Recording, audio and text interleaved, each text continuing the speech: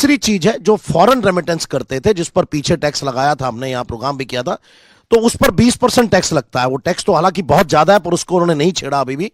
तो वो 7 लाख रुपए से ऊपर लगना शुरू हो जाता था कि आप एक साल में 7 लाख रुपए अपने बच्चों को भेज सकते हैं, जिसको लिबरलाइज रेमिटेंस स्कीम कहते हैं। उसमें बहुत सारी चीजें हैं, मैंने एक एग्जांपल लिया।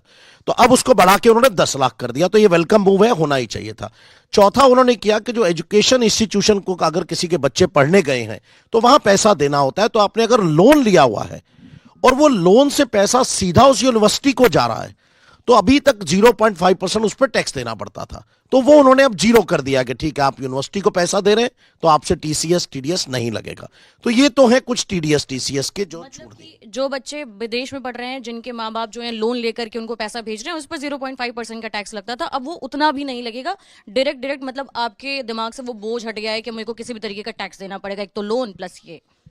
मतलब टैक्स देना नहीं पड़ता था, वापिस हो जाता था, पर टीडीएस कट जाता था। तो आज की डेट में मेरे को ज्यादा पैसा देना पड़ता था, लेकिन अब वो मुझे उतना ही देना पड़ेगा। मान लीजिए 1 लाख रुपए फीस देनी है वहां पे, तो मुझे 1,05,000 रुपए, समझिए मैं 5% का एग्जाम्पल समझने के लिए लेता हूं, कि मुझे मेरा जो बैंक है वो कहता था 1 लाख तो मैं लोन दे रहा हूं, 5,000 आप मुझे दीजिए। तो मुझे मार्जिन मनी के अलावा अपने और पैसे देने पड़ते थे, जिसको मैं 1 साल के बाद रिटर्न भर के वापस लेता था।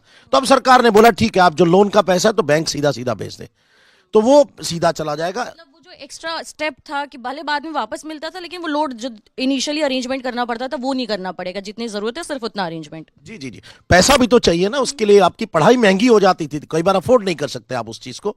हालांकि उनका कहना यह था कि जो विदेश में पढ़ा रहे हैं तो उनके पास इतने पैसे तो हैं ही, वो टीडीएस भी दे देंगे, टीसीएस भी देंगे। तो ये सरकार की सोच थी, तो उसको शायद बदला है उन्होंने। अच्छी